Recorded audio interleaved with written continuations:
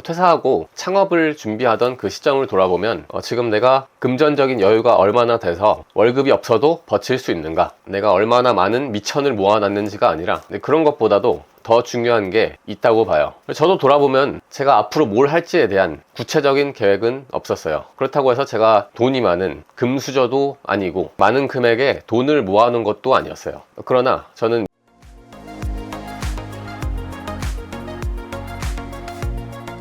퇴사하고 사업을 하는 등의 새로운 도전을 할 때 가장 중요한 게 뭘까요? 그게 뭐냐면 바로 믿음입니다. 믿음이 있으면 사업 아이템이 없어도 되고 충분한 자금이 없어도 퇴사를 하고 도전을 시도할 수 있어요. 지금 말씀드린 믿음이란 건 뭐에 대한 믿음이냐면 자기에 대한 믿음, 스스로에 대한 자기 확신을 말하는 거예요. 나 자신의 존재의 가치를 믿을 수 있는 사람은, 나 자신의 능력을 믿을 수 있는 사람은 당장 사업 아이템이 없더라도, 충분한 자금이 없더라도 퇴사하고 새로운 도전을 해내고 그 안에서 성취를 이뤄낼 수 있는 가장 중요한 씨앗이 있는 사람이에요. 나는 결국에 할 수 있는 사람이다, 내 뜻에 따라서 도전하고 해낼 수 있는 사람이라는 자기 확신이 있으면 뭐든지 다 해낼 수 있다고 봅니다. 나한테 얼마만큼의 미천이 있는지보다도 100배 더 중요하다고 봐요. 왜냐면 사람이란 존재는 원래 자기가 믿는 것만 행동할 수 있기 때문이에요. 자기가 믿는 것만 실제로 실현을 해낼 수 있는 존재가 바로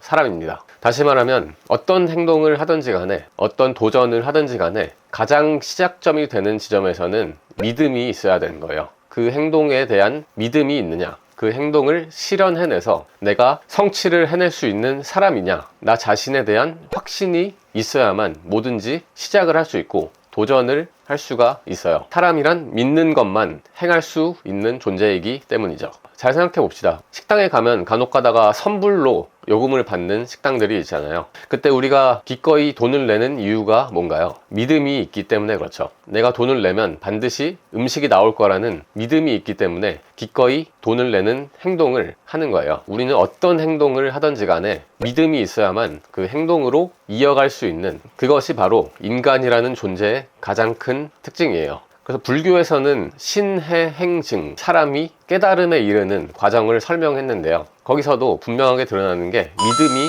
가장 먼저라는 것이 드러나고 있어요. 신해행증에서 신이라는 게 바로 믿을 신자를 말한 거거든요. 믿음이 있으면 이해를 할 수 있고, 이해를 했으면 행동을 할 수 있고, 행동을 하는 결과로 이 불교적인 용어에서는 증득이라고 하는데요. 비로소 그때 가서야 참된 진짜 알게 되는 깨달음에 이를 수 있다는 말이거든요. 그래서 신해행증에서 말하는 것처럼 믿음이 반드시 있어야지 뭐든지 도전할 수 있고 뭐든지 시작할 수 있고 색다른 결과를 낼 수가 있습니다. 저도 돌아보면 퇴사하고 창업을 준비하던 그 시점을 돌아보면 제가 앞으로 뭘 할지에 대한 구체적인 계획은 없었어요. 그렇다고 해서 제가 엄청나게 돈이 많은 금수저도 아니고 엄청나게 많은 금액의 돈을 모아놓은 것도 아니었어요. 그러나 저는 스스로의 존재 가치에 대해서 믿음이 있었어요. 나라는 존재의 존재 가치는 결코 직업과 같은 외부적인 것에 있지 않고 스스로의 내면에 이미 담겨 있고, 그렇기 때문에 어떤 직업을 갖든 상관없이, 어떤 일을 하든 상관없이 나는 존재 가치가 있는 사람이다,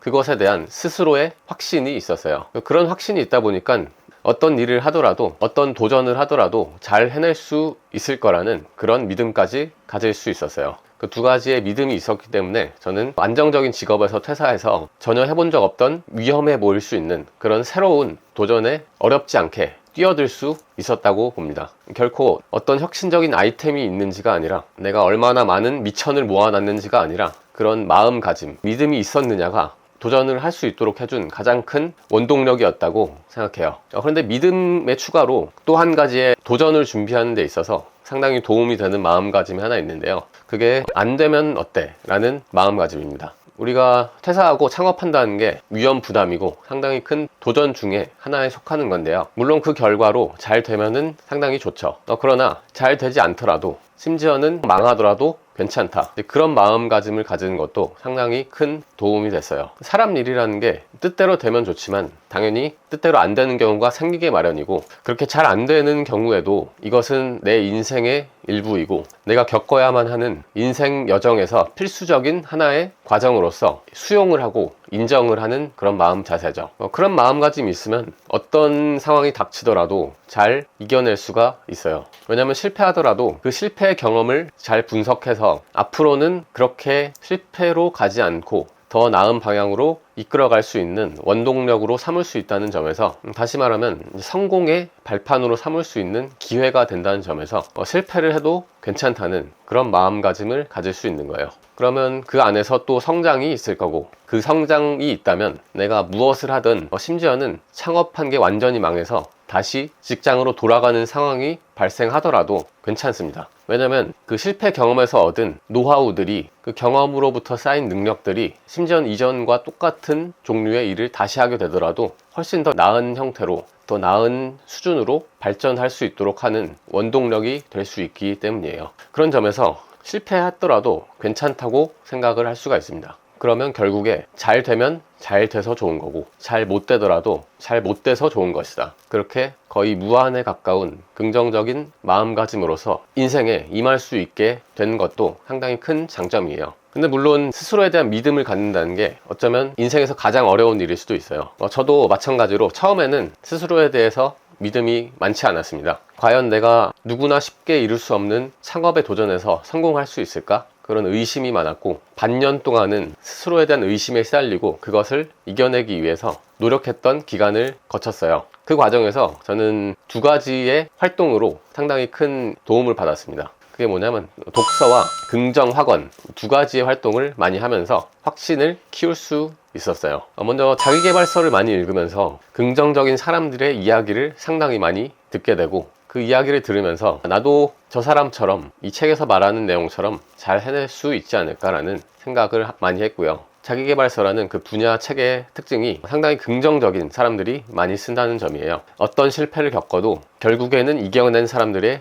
이야기가 담겨 있고, 인생에서 닥치는 모든 어려움들을 잘 극복해낸 사람들이 써낸 게 자기계발서이기 때문에 그 안에서 긍정적인 마인드셋을 상당히 많이 배울 수 있게 되고, 그 영향을 받아서 스스로에 대한 믿음 또한 키울 수가 있게 되는 거죠. 그리고 또 한 가지는 이제 긍정학원. 긍정학원이란 건 긍정적인 언어를 계속해서 반복적으로 입으로 소리를 내서 말하는 걸 말하는데요. 이걸 처음 듣는 분들은 상당히 어색하거나 좀 이상하게 느껴질 수도 있는데요. 사실은 심리학적으로 효과가 상당히 검증된 방법이라고도 이야기되고 있습니다. 그래서 자기계발서들을 읽다 보면 이 긍정학원만 거의 집중적으로 다루는 책들도 많이 있거든요. 저도 그런 책들을 많이 읽으면서 긍정학원을 엄청나게 반복해서 많이 말을 했고, 그 결과로 자기 확신을 상당히 키울 수가 있었어요. 그래서 저는 자기계발류의 독서를 시작한 지가 한 3년 정도 된 것 같은데요. 학원을 시작한 지도 거의 3년째 돼가고 있는 거예요. 그 3년 동안 틈틈이 생각날 때마다 이제 긍정학원을 계속하면서 영향을 아주 톡톡히 보고 있습니다. 이 관련해서 좋은 책을 소개해 드리려고 좀 챙겨왔어요. 그게 바로 이 세 가지의 책입니다.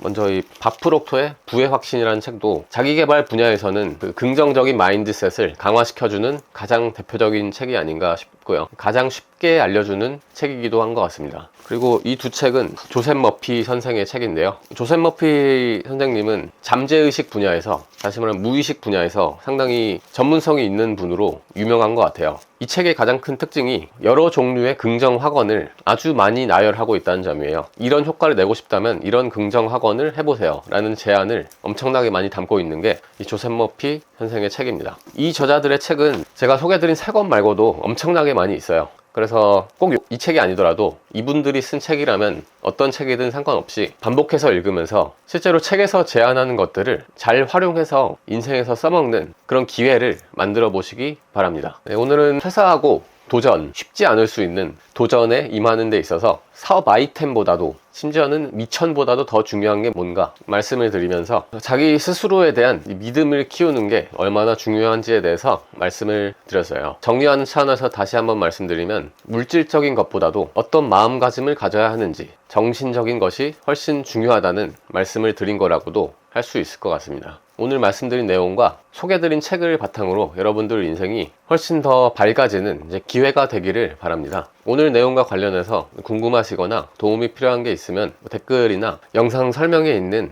링크를 통해서 문의를 주세요. 오늘의 질문은 이렇게 할게요. 여러분들은 스스로에 대한 확신이 있으신가요? 확신이 없다면 여러분의 믿음을 갉아먹는 주범은 뭔지에 대해서 깊게 생각해 보시기 바랍니다.